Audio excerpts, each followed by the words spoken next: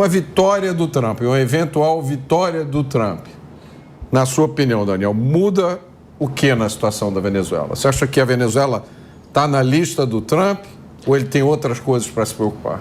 Bom, muito obrigado pelo convite. Um prazer estar aqui com você, Mota, e com os convidados. Eu, pessoalmente, acho que a possível eleição de Donald Trump realmente colocaria muita pressão sobre o governo de Nicolás Maduro atualmente. Acho que, como já falaram os convidados, no passado teve uma postura muito crítica, intervencionista sobre o regime de Nicolás Maduro porém também a gente tem que pensar que pode ter outras prioridades o governo de Trump, né? E não somente se ocupar de lo que acontece na Venezuela. Eu vejo uns Estados Unidos que já estão demarcando uma política bastante de pressão. Sim? As últimas declarações, sim, do secretário de Estado Antony Blinken e de outros políticos norte-americanos estão falando de agotamento da paciência, do tempo, sim? Por esta situação que está acontecendo na Venezuela. E eu acho que o governo de Donald Trump realmente não seria indiferente a esta crise, a esta fraude que a gente viveu nos últimos dias com as eleições em Venezuela. E eu queria colocar para vocês, para os três, a seguinte dúvida que eu tenho. Quando os aliados ganharam a Segunda Guerra Mundial, eles venceram uma Alemanha nazista, eles venceram um Japão totalmente militarizado, agressivo. E fizeram uma coisa que parece, se você se colocar naquele tempo, um milagre, né? Desnazificaram a Alemanha, transformaram o Japão numa democracia. Será que é possível fazer isso com a Venezuela? Porque o Maduro, ele não governa sozinho. Ele deve ter lá um monte de gente com ele aparelhadas em todas as instituições.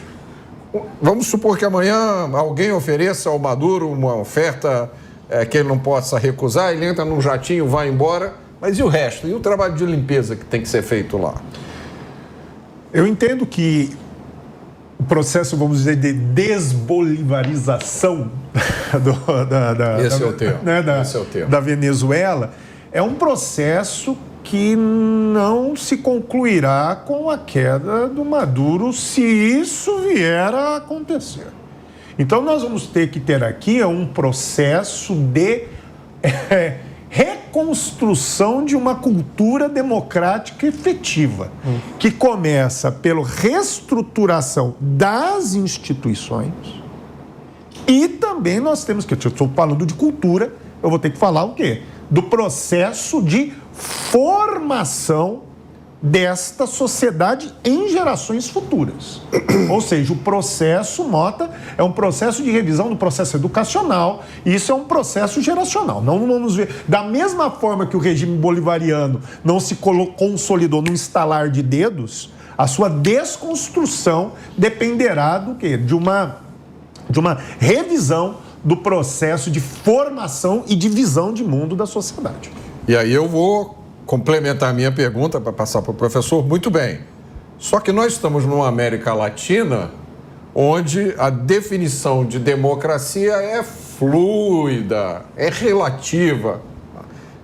Talvez um momento em que uma visão socialista da democracia predomina e que, na minha interpretação, a visão socialista a democracia é para socialistas. Quando não é o socialista que está no poder, tem alguma coisa errada. Como é, professor, que esse caminho que o Danilo desenhou vai acontecer nessa América Latina?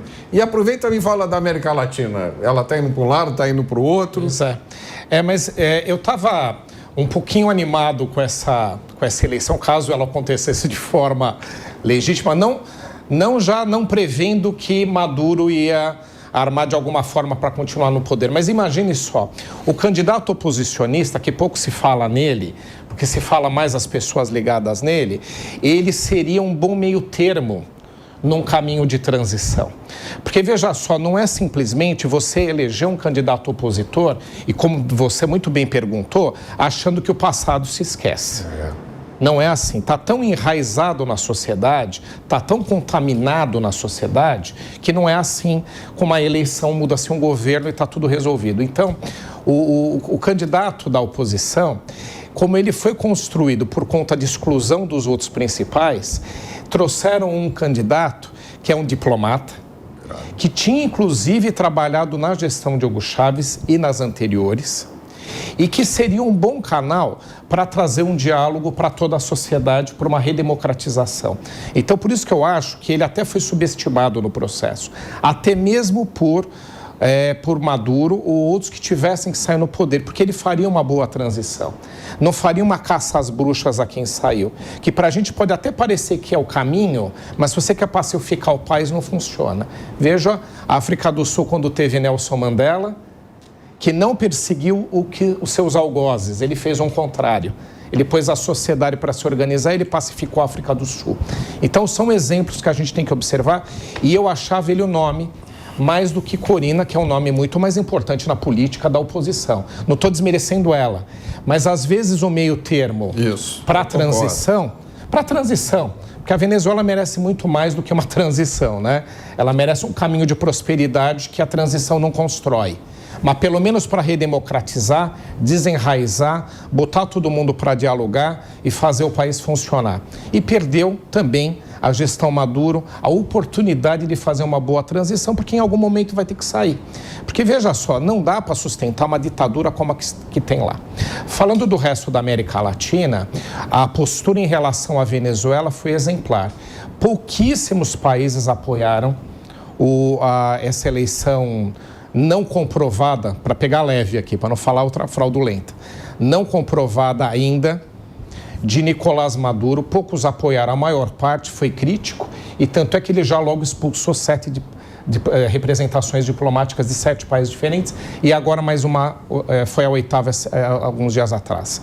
Então, a América Latina, eu acho que se portou, em geral, muito bem, muito crítica. E veio tanto de países governados pela direita, como o caso do Uruguai, como pela esquerda clássica, que é o caso do Chile, também críticos a esse processo. Então, eu acho que, em geral, veio num bom caminho. Mas eu queria pegar uma coisa de democracia, que eu acho que se perdeu um pouco, que era uma grande agenda de governos norte-americanos no passado. Veja só, Ronald Reagan, como aquele que foi o principal a derrubar o bloco socialista, né, da forma como ele conseguiu organizar o mundo naquele momento, também tinha na sua agenda levar a democracia como uma influência norte-americana para o mundo todo. Então, fazia parte de uma agenda de governos americanos no passado. Podemos até pegar outros presidentes, peguei esse. Atualmente, já não está na agenda. Fala-se, mas faz-se negócio com estados que não são democráticos, faz com outros que são. Antigamente fazia parte de uma agenda obrigatória. Então eu acho que está na hora de o futuro dos Estados Unidos voltar a ser assim, que é o principal país do mundo, e aqui na América Latina nem se fala, mas que esteja na agenda de todos. E o Brasil, como é uma potência regional, e a gente não pode fugir de ter que se envolver na questão da Venezuela, pela importância que tem o Brasil aqui na região, tem que botar na sua agenda também a obrigação de exigir democracia de todos aqueles com os quais a gente se relacione aqui na América Latina. Essa é um ponto de vista muito interessante, mas é um alinhamento raro de se encontrar na maioria dos países, né? E eu queria perguntar ao Daniel, hoje nós temos na América Latina 2 extremos. A gente tem um ditador que parece ditador de programa de comédia, né? Porque ele tem todo o estereótipo do ditador, o bigodão, as falas, as roupas, que é Maduro. E a gente também, de repente, e para mim inesperadamente, tem também um outro extremo, que é um libertário no poder na Argentina, né? Javier Milei, que falou em acabar com o Banco Central que fala em diminuir o Estado, e que eu escutei uma apresentação do Milei 2 anos atrás aqui na CEPAC, aqui no Brasil, com aquele penteado diferente, e jamais imaginei que ele fosse eleito para coisa nenhuma. E agora ele foi eleito. Daniel, para que lado a gente tem mais chance de ir? O lado do Maduro ou para o lado do Milei? Você está falando a nível da América Latina, né? América Latina. Não, eu acho que realmente ir para o lado de Maduro significaria ir para trás, né? Ou seja, que país pode aspirar a ter um comportamento como um governo ditatorial, de violação de direitos humanos, de persecução à oposição política? Eu me inclino mais a pensar que realmente a América Latina está indo para os caminhos de liberalismo econômico, de democracia, de provar novas alternativas econômicas. A gente tem regimes como o regime de Daniel Ortega na Nicarágua, o de Canel na Cuba, que são realmente vestígios.